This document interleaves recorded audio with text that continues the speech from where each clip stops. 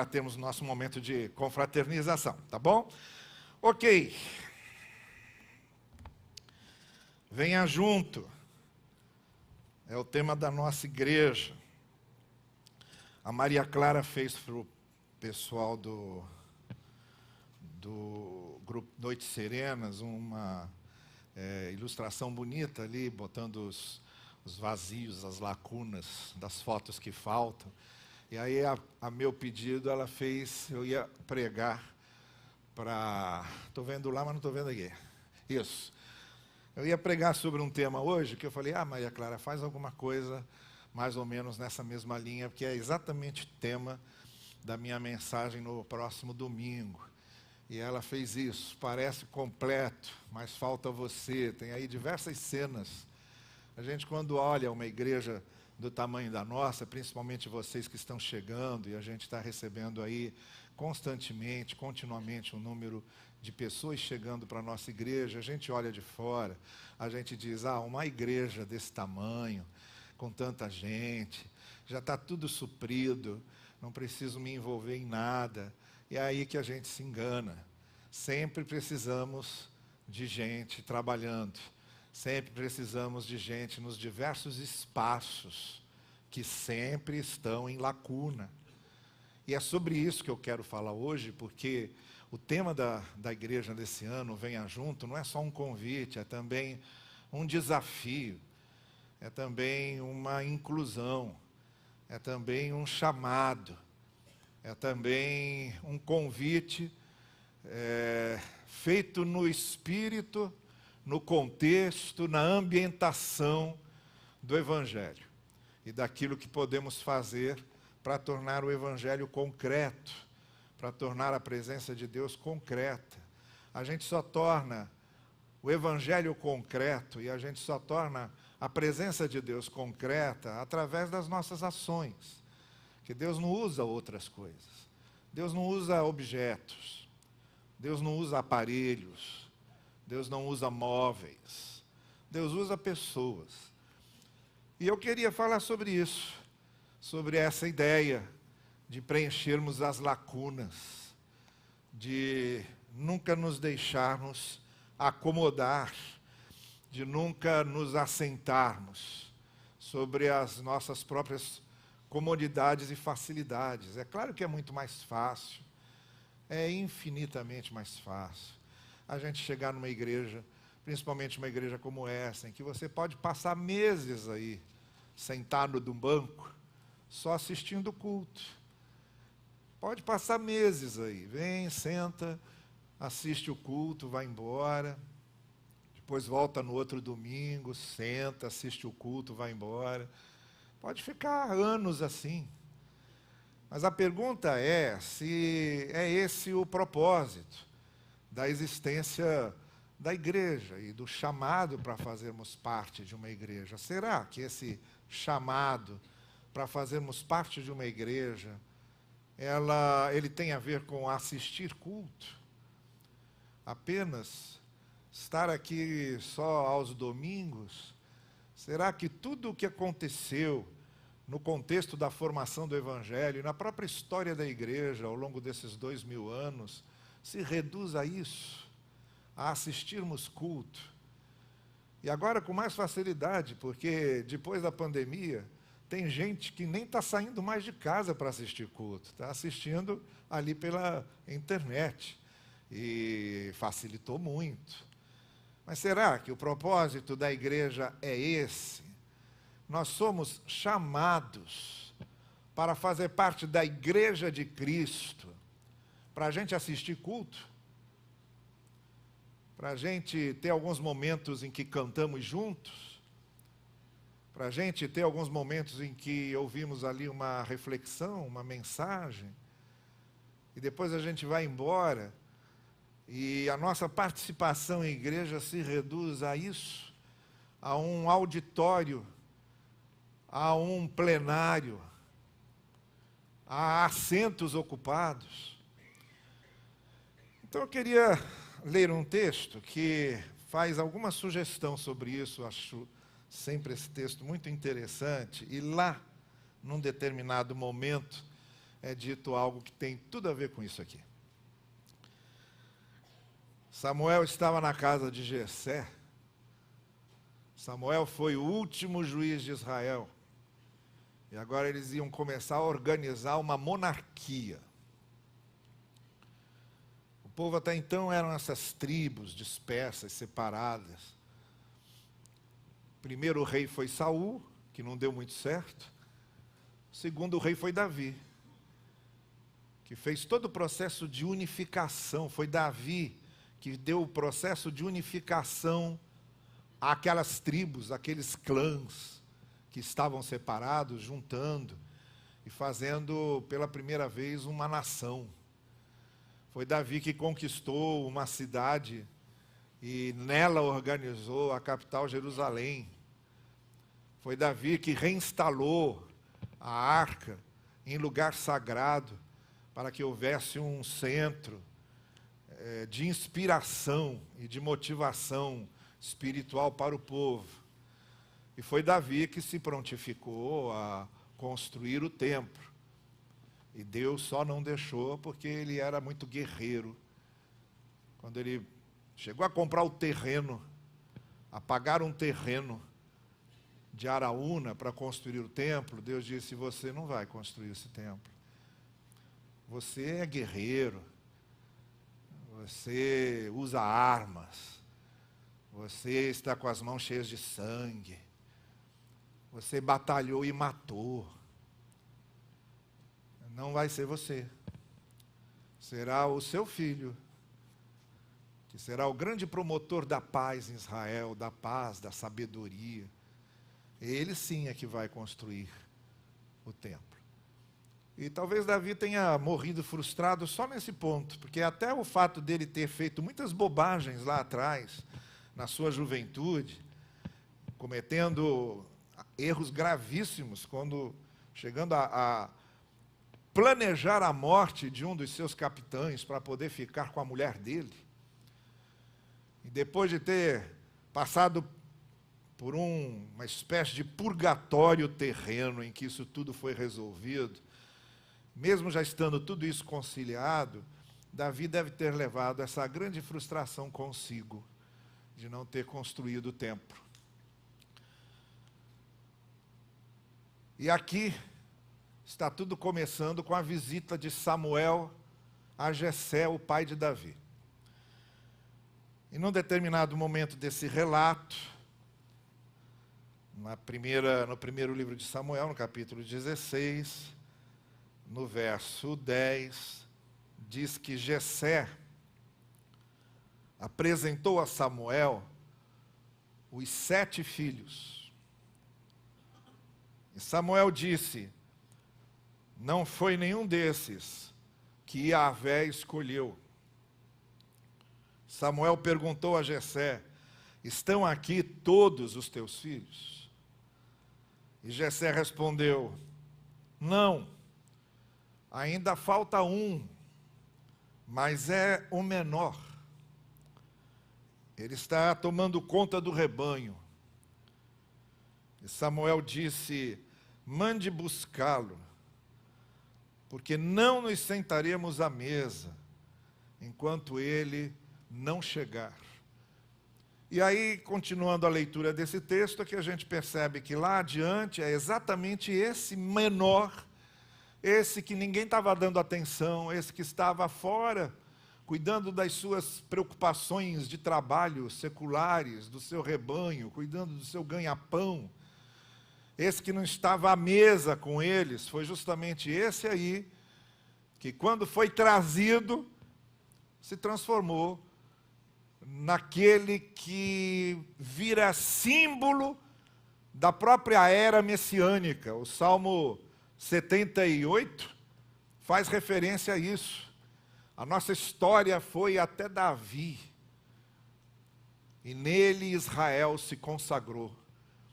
E quando Jesus Cristo, por exemplo, está passando por uma daquelas pequenas cidades que ele frequentava, ele foi chamado por um homem que era cego, não via, mas entendia muita coisa, de filho de Davi.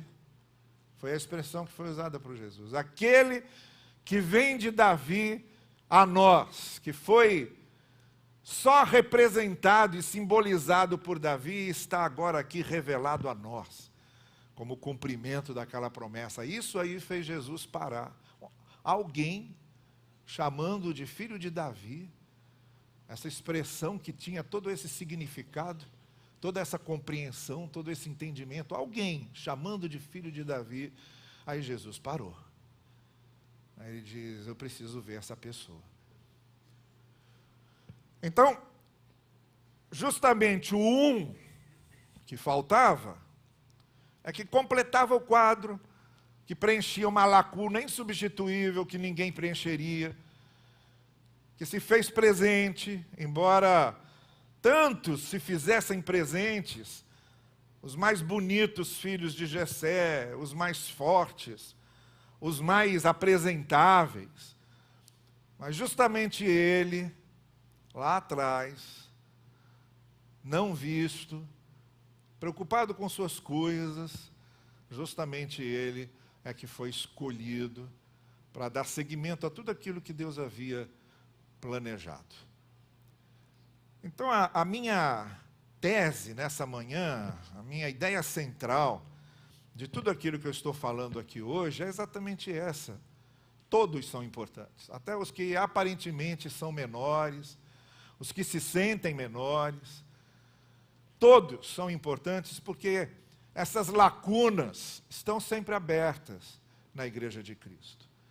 Mas antes de chegar lá, nessa conclusão final, eu quero elaborar algumas coisas antes, que também tem a ver com essa cena.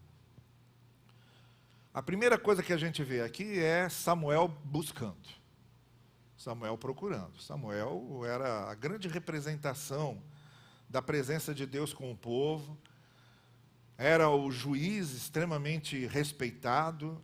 Naquele tempo não havia reis, haviam os juízes, Israel era governado por esses juízes, e Samuel foi o último deles e o mais notável, e o mais produtivo. E ele estava buscando aquele que viria a ser então o substituto de Saul. A monarquia organizada, ainda incipientemente, cheia de falhas, com um rei que se mostrou totalmente despreparado, destemperado, uma pessoa fora de foco, que não entendia nada, que tinha olhares só para si mesmo, que não tinha a menor ideia da importância daquele processo histórico do qual ele estava participando, um rei sem nenhuma condição de continuar como não continuou. Samuel estava em busca desse substituto, que tinha não só, agora, a missão de dar seguimento a todo o propósito de Deus a Israel, mas muito especialmente de consertar muita coisa que esse rei inábil, inepto, havia deixado para trás. De certa maneira, Samuel buscando, simbolizava que Deus estava buscando. Como eu disse a vocês, Deus se materializa através de gente. Deus se faz concreto através de gente. Samuel buscando era o sinal de Deus buscando. E o fato de Samuel estar ali na casa de Jessé, buscando alguém, é a primeira coisa que nos leva hoje a pensar nisso. Deus busca alguém. Deus está sempre buscando alguém. A pergunta feita a Isaías, quem enviarei, quem há de ir por nós, erroneamente, é usada só para mensagens missionárias. Aquilo não é uma mensagem para vocações missionárias. Serve também serve. Mas ali no caso de Isaías, não tinha nada a ver propriamente com o trabalho missionário. Tinha a ver com alguém, para atuar no testemunho, para atuar na concretização da presença de Deus junto às pessoas. Essa pergunta que ecoava ali naquela hora de Isaías e continuou ecoando em todos os momentos, como tinha ecoado anteriormente aqui: quem vai por mim? Quem é que eu vou encontrar? Essa pergunta fica sempre, porque Deus está permanentemente buscando, porque a única forma que Deus tem de realizar a sua obra é através de gente. É gente que torna Deus concreto. Nós repetimos, claro que numa escala muito mais relativa e menor, nós repetimos o que Jesus veio fazer. Jesus veio tornar Deus presente, Deus encarnado, Deus nele. E com a presença de Jesus, Deus, que era um conceito abstrato, se transforma em algo concreto, palpável, visível. Jesus era essa encarnação de Deus, e ele nos deu essa mensagem. Não é à toa que a igreja é chamada por Paulo de corpo de Cristo. Porque nós somos essa presença física de Jesus quando Jesus não está mais. A igreja é esse corpo de Cristo que torna Deus concreto. As pessoas não veem Deus, as pessoas não ouvem Deus, mas as pessoas veem a igreja e ouvem a igreja. Para o bem e para o mal. Infelizmente, em grande parte dos casos, para o mal. Porque se tem uma coisa que grande parte da história da igreja nos mostra, é que a igreja tem sido uma representação concreta de Deus para o mal. A igreja se tornou, em vários momentos da história, o túmulo de Deus. A igreja se tornou o péssimo testemunho e a péssima concretização de Deus. Se a igreja tem um inimigo, não é o diabo, é ela mesma. A igreja mesma é inimiga dela. Porque no descuido, em vez de ser uma bênção, a igreja pode se transformar numa maldição para as pessoas. Aprofundando neuroses, ampliando o sentimento de culpa, manipulando as emoções das pessoas. A igreja se torna um inferno. A igreja muitas vezes faz um inferno na vida das pessoas. Mas quando é para o bem, quando a igreja compreende a essência do Evangelho, quando ela sabe o que é o Evangelho de verdade, e quando ela vive na simplicidade da essência do Evangelho, aí ela se torna uma bênção para as pessoas. Aí ela é reprodução da presença de Cristo, corpo de Cristo com a gente. E é para isso então que Deus nos chama. Deus está procurando esses que vão ser a representação do Cristo concreto entre as pessoas. Através do serviço que prestam, através do testemunho que dão. É isso que Deus vai buscando, gente que vai torná-lo concreto diante das pessoas. Só através da gente. Por isso Deus está sempre buscando. Porque está sempre necessitando desses elementos de concretização da sua presença. Através do testemunho que damos. Essa é a primeira coisa. A segunda coisa é essa expressão usada por Samuel, ou essa expressão usada por Jessé diz, quando Samuel pergunta, tem mais alguém? E aí Jessé responde, tem um menor, o caçula. A melhor tradução é o caçula. Aquele que veio por último, o temporão. Sabe, aquele que veio por último, quando a gente nem pensava mais que ia ter filho, lá apareceu Davizinho. Né? Eu me lembro que uma vez eu fui procurado por um pastor amigo meu, que entrou apavorado lá no seminário onde a gente dava aula, e ele dizia, Novaes, a notícia que recebemos essa semana, você sabe que eu tenho um filho de 23 anos, tenho uma filha de 18. Eu pensei que eu já tinha cumprido meu papel, e essa semana minha esposa disse que está grávida. Eu não sei como foi que isso aconteceu, eu falei para ele, se você quiser eu te explico. Eu te explico. Aconteceu. E foi mais ou menos isso, Davi era o temporão, o caçula, aquele que veio por último quando ninguém mais esperava. Falta um.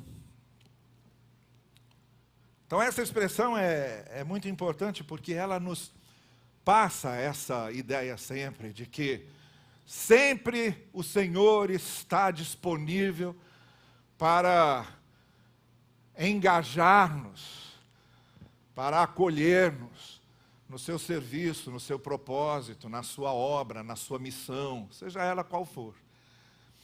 Falta um. A gente, às vezes, olha para a gente e nós nos achamos os menores, os temporões, os caçulas.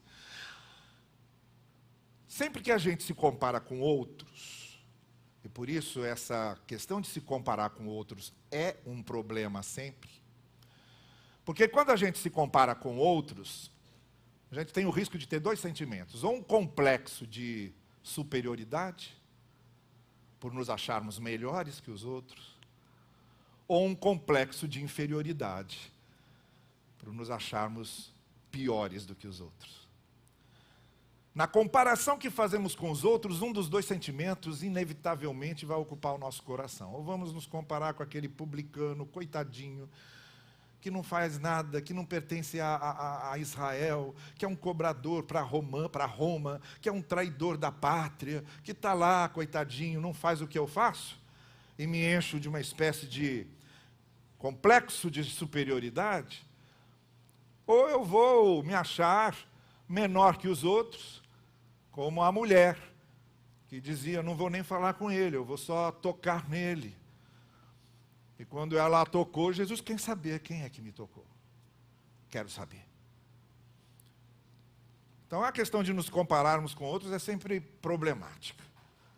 Mas quando a gente se compara com outros, na maioria das vezes a gente se sente menor. E se a gente se compara com gente mais preparada, ou que faz alguma coisa maior, a gente vai achar que a gente está fazendo pouco. E aí a gente se esquece que na questão do reino de Deus, as medidas não são essas. Não é quem está fazendo muito, ou quem está fazendo pouco, mas é quem está fazendo de coração. Tanto que a resposta que Samuel vai dar a Jessé é exatamente essa.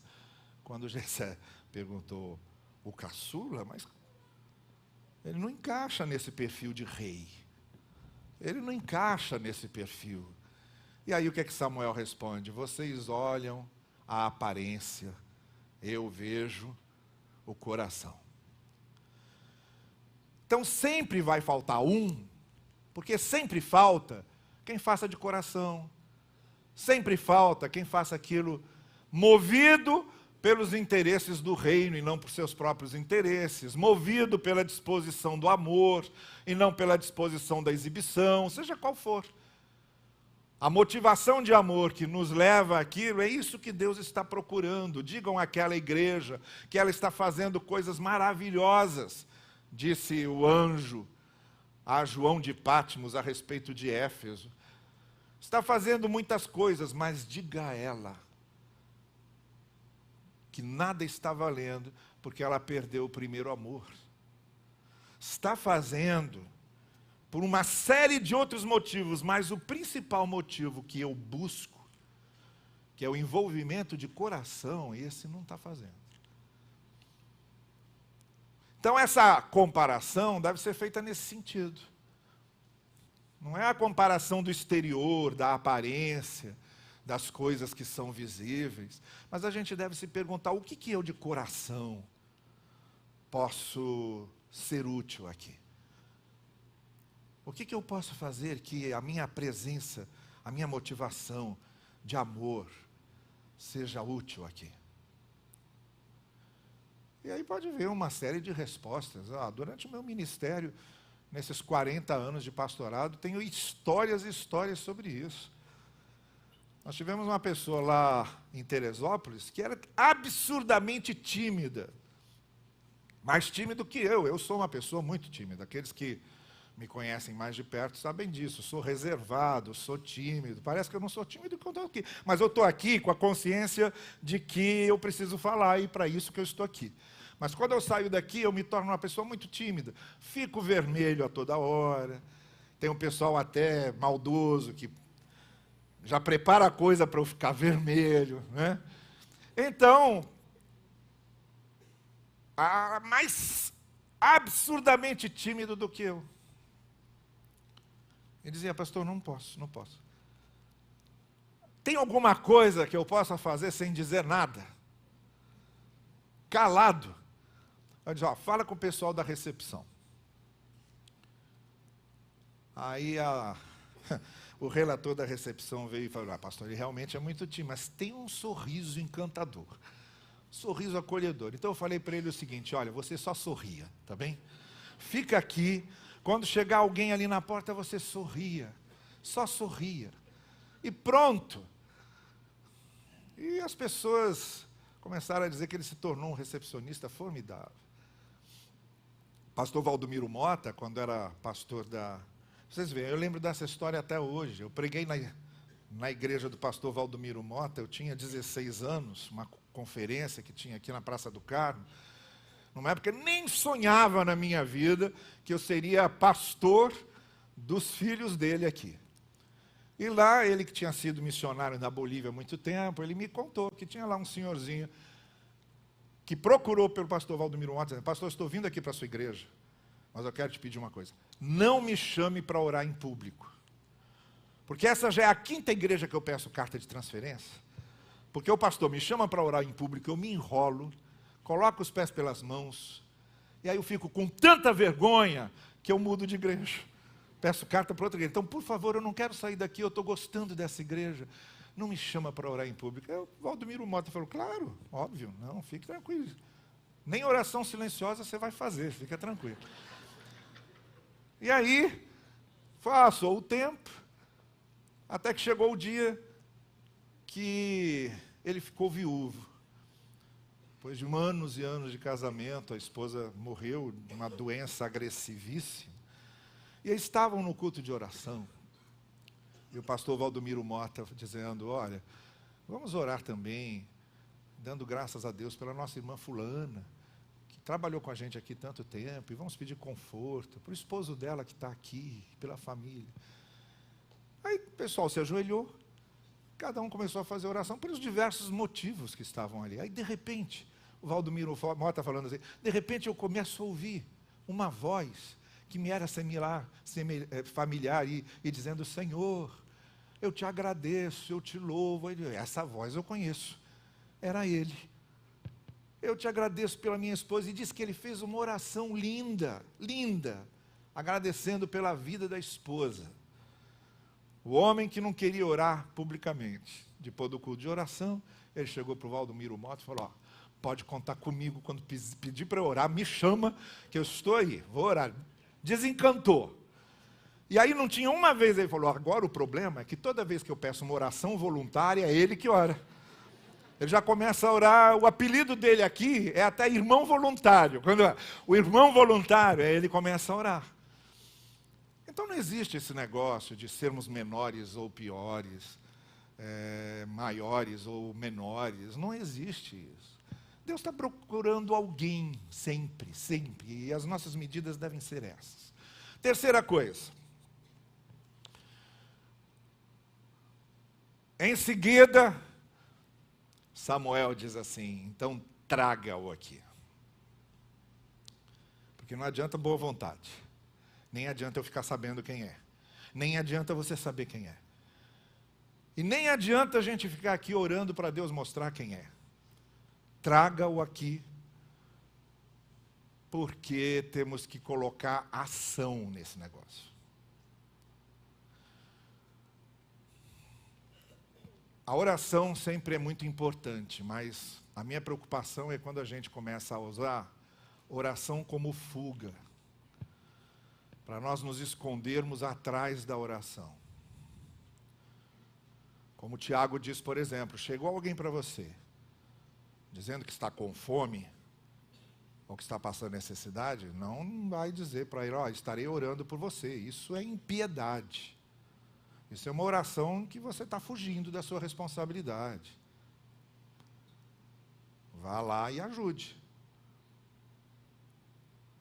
Eu já disse para vocês aqui, essa oração que a gente faz, Senhor, abençoa a minha família, abençoa a minha igreja, é uma oração vazia, é fuga. É desculpa para Deus, porque não é essa a oração. A oração é: Senhor, usa-me para que a minha família seja abençoada.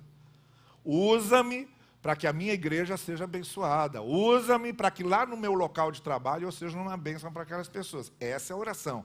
A oração sempre me inclui. Ela não é um discurso de fuga. E aqui, o momento era de ação. Você quer servir a Deus? Não adianta ficar pedindo a Deus para te dar uma oportunidade. Você abra os olhos e vá atrás. Você ouça quais são os apelos, ouça quais são as necessidades e vá atrás. Levante e vá. O apelo de Samuel era: traga-o aqui. Tem que ter ação nisso. Senão a oração é vazia. A oração só serve quando ela está imbuída do meu desejo de transformá-la numa ação, de transformá-la numa resposta. Às vezes eu estou orando por uma coisa em que eu sou a resposta que Deus quer dar àquela pessoa. Vocês querem ver? Olha, quando eu era seminarista, eu sou de uma igreja em São Paulo. E o meu pastor me chamou e disse: olha, você vai para o Seminário do Sul, lá no Rio de Janeiro. Porque tem a faculdade teológica aqui em São Paulo, mas se você ficar aqui, ó, a igreja fica te tratando aqui, Carlinho, e só fica nisso. Você vai lá para o Rio de Janeiro, faz um Seminário do Sul, você vai ser seminarista de uma igreja lá no Rio de Janeiro, pronto. Já começa ali a mudar a sua vida. E aí eu vim. Nas férias eu ia para São Paulo. Passava as férias com meus pais e passava as férias lá, na igreja que eu era membro. A igreja que me ajudava no seminário. E aí tinha um irmão lá, que era do evangelismo, que era o irmão Porfírio, nunca mais esqueci. Já morreu, já está na glória, então posso falar dele à vontade. Ele era o irmão Porfírio. O irmão Porfírio planejou lá sempre sair com um grupo de seminaristas da igreja para fazer evangelismo. A gente ia na Kombi da igreja. Então fomos na Kombi da igreja. Teve um dia lá, uma manhã cedinho, que nós íamos para um trabalho. Tinha vindo uns americanos, aqueles trabalhos de intercâmbio que os americanos vinham, tinha os tradutores, a gente seminarista tudo ia fazer evangelismo com eles. Então ia todo mundo na Kombi. O grupo todo na Kombi. Aí saiu a Kombi da igreja, na segunda esquina, bom, a Kombi parou. Desligou tudo.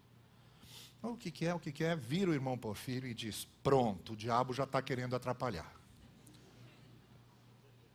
Bom, tá bem, vamos ver o que o diabo está fazendo aqui. Aí ele sai da Kombi, vai para a frente da Kombi, coloca a mão em cima da Kombi e começa a orar para exorcizar o diabo da Kombi. Vocês me conhecem, sabem como é que eu sou. Eu olhei aquilo, o tico e o teco aqui dentro não bate. Aí eu fiquei atento, estranho isso. E ele lá, Senhor, e a oração era: Senhor, que desça fogo do céu para essa Kombi funcionar. Eu virei para o pessoal e falei: eu acho bom a gente sair daqui de dentro. Eu acho aconselhável a gente esperar lá fora, que esse tipo de pedido não está me agradando.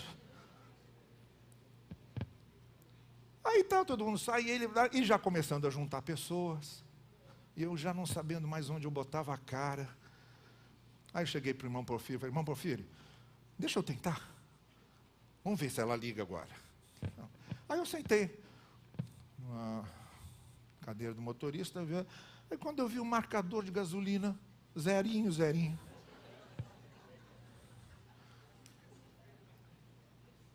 Eu falei para ele: irmão Porfírio, o irmão não botou gasolina no carro antes de sair? Ele falou: não. Eu pensei: o irmão Porfírio é que está precisando ser exorcizado. Não é a Kombi. Eu não sei se vocês estão entendendo o que eu estou querendo dizer. O que eu estou querendo dizer é que há coisas que competem a nós, e que se nós não fazemos, Deus não tem nada a ver com isso. Aquela Kombi não ia funcionar nem que ficasse 24 horas orando ali. Porque estava faltando o básico, que alguém com uma lucidez um pouquinho maior, antes de sair com a Kombi, e olhar para ver se tinha combustível. O que faltou não foi bênção de Deus, o que faltou foi alguém com um pouquinho de ideia para perceber que o marcador estava no zero e que Kombi sem gasolina não anda. O que faltou foi botar combustível na Kombi. O que faltou foi atenção. E aí a gente pega tudo isso e bota a culpa no diabo. O diabo não tem nada a ver com isso. Não vamos dar fama para o diabo que o diabo não tenha, não é? Tem a ver com desatenção, tem a ver com desorientação mental da pessoa. O que eu estou querendo dizer é que às vezes a gente usa oração como fuga. Oração como explicação da nossa falta de atenção. Oração como nossa indisposição para engajamento. E a oração é especialmente ação. Especialmente ação. É orar e agir. Como Moody, no barco que estava fazendo água, ele, o evangelista que estava percorrendo todo o sul dos Estados Unidos, através ali dos diversos rios que iam para o interior do oeste americano, e o barco começou a fazer água, e o pessoal tirando água com o balde, e alguém chega para Moody e diz, escuta, não é melhor a gente fazer um momento de oração? Ele diz, não, vamos orar enquanto a gente tira a água. A gente ora aqui mesmo, enquanto a gente está tirando água. Porque oração é fundamentalmente ação. Traga. Traga. Traga e vamos engajá-lo. Traga e vamos colocá-lo aqui. Traga e vamos usá-lo. Que ele venha e participe. Que ele venha e se integre. Que ele venha e faça.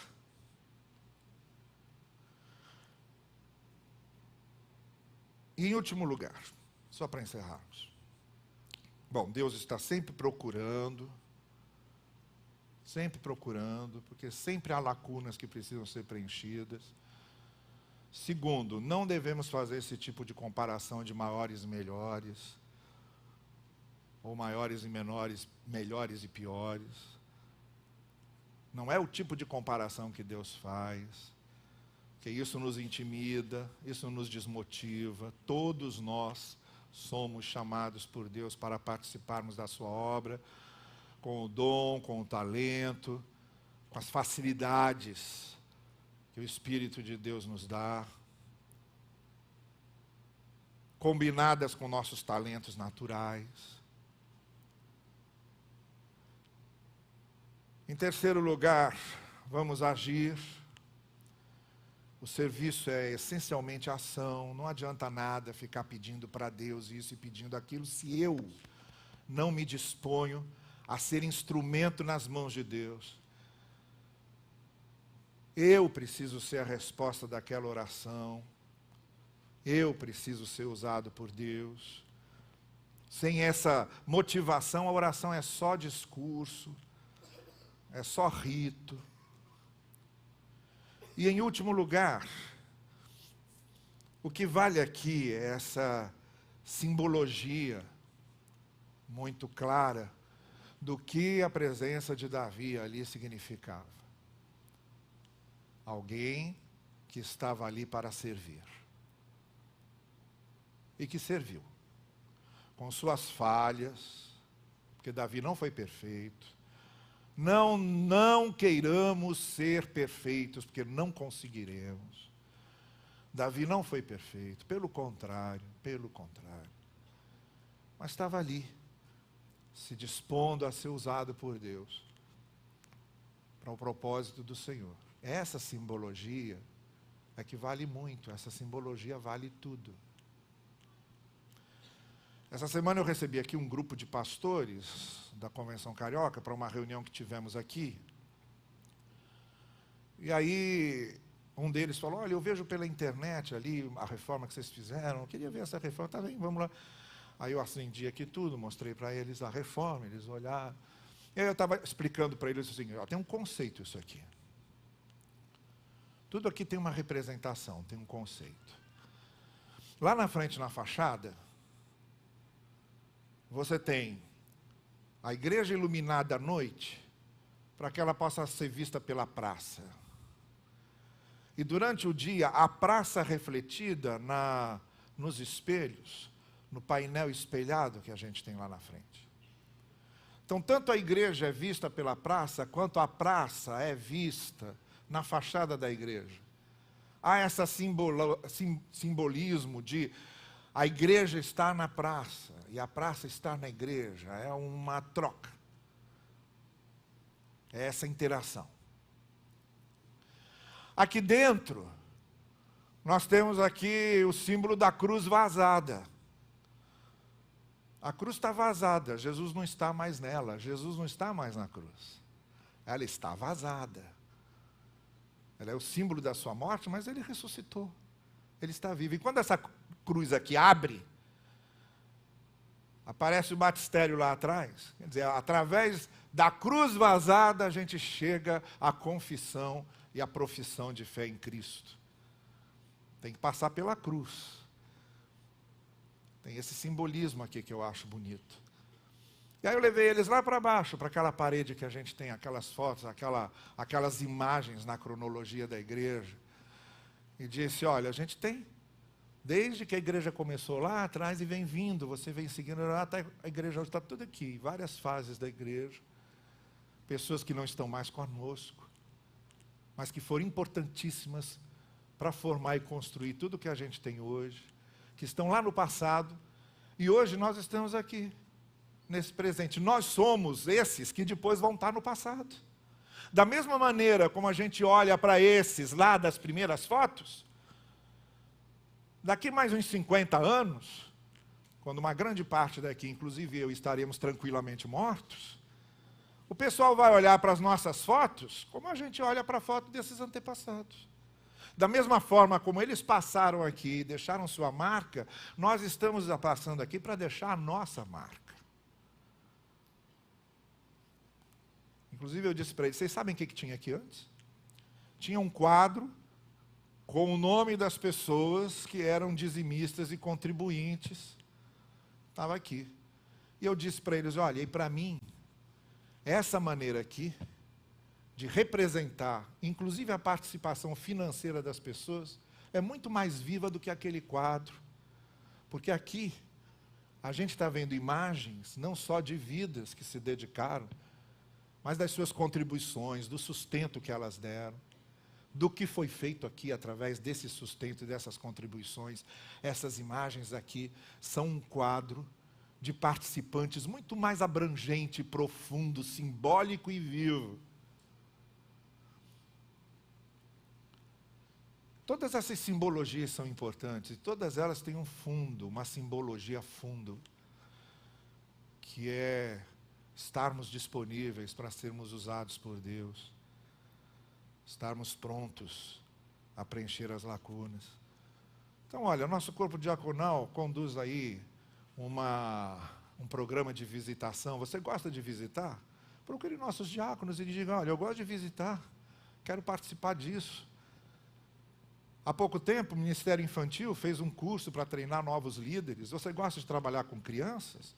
Procure lá o Ministério Infantil e diga, eu gosto de trabalhar com crianças. Eu recebo várias pessoas aqui no gabinete que estão vindo para cá, uma grande parte delas, na nossa conversa, sempre eu costumo quero saber o que elas faziam na igreja anterior. Várias gostam de trabalhar com criança. Você é professor, você gosta de dar aula da Bíblia?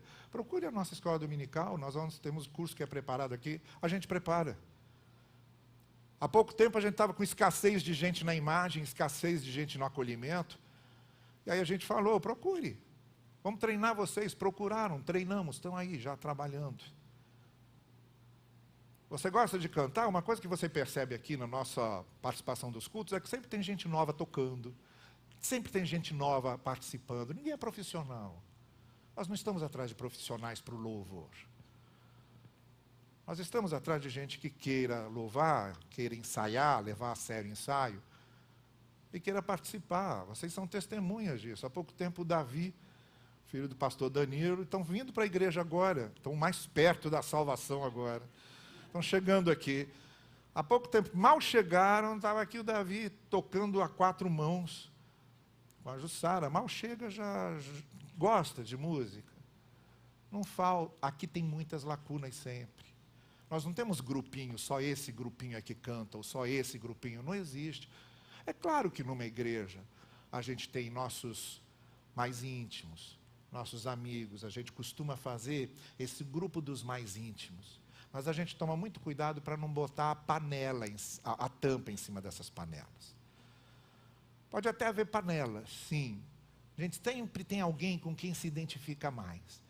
Mas a gente não bota tampa em cima das panelas. Igreja não pode fazer isso. Igreja não pode ser uma empresa em que você faz a seleção dos melhores. A igreja é o corpo de Cristo treinando você para você ser um dos melhores. Acolhendo você e treinando você para isso. Falta a gente preencher essas lacunas. Então procure o pessoal do estacionamento, diga, olha, eu sei que é difícil esse trabalho, como deve ser difícil ficar aqui no estacionamento, mas você pode ajudar muito. Se ninguém ficar no estacionamento, quem é que vai orientar os carros quando chegarem aqui? Se ninguém fica na recepção, quem vai receber? Se ninguém fica em lugar nenhum, só vir para assistir culto, como é que vai funcionar? Se todo mundo só quiser assistir culto, sentar e assistir o culto, como fica o resto? Vai chegar um momento que está todo mundo aí sentado e aqui não tem mais nada, porque não tem mais ninguém para fazer. Então está errada essa lógica. Essa lógica do auditório, do show gospel, do show da fé, do culto espetacular. Essa lógica está errada. Porque nós estamos criando gerações e gerações de auditórios que vêm para assistir um show, que vêm para assistir um espetáculo. Deus é que é a plateia. Nós todos estamos no palco. Isso aqui não é um palco. Isto aqui não é um palco. O palco somos todos nós. Isso aqui não tem palco e plateia. Isso aqui é um palco. E Deus está sentado na plateia a quem nós queremos adorar e servir. Traga-o, disse Samuel. Traga-o. Falta você. Falta você estar junto. Cadê a imagem? Bota a imagem aí. Falta você estar junto. Falta você se integrar. Não falta oportunidade. Venha junto. Nós estamos preparando para julho, nós e o pessoal do acolhimento, estamos preparando para julho um grande encontro dos novos membros, aqueles que chegaram aí nos últimos meses, que a gente quer fazer um encontro com os coordenadores aqui presentes, mostrando qual é o trabalho de cada coordenadoria, até para facilitar essas pessoas que estão chegando e não conhecem bem a igreja, para se integrarem. Mas não se esconda atrás da boa vontade, nem se esconda atrás das boas intenções, não se esconda atrás da oração, não se esconda atrás da plateia. Nós estamos aqui para servirmos juntos.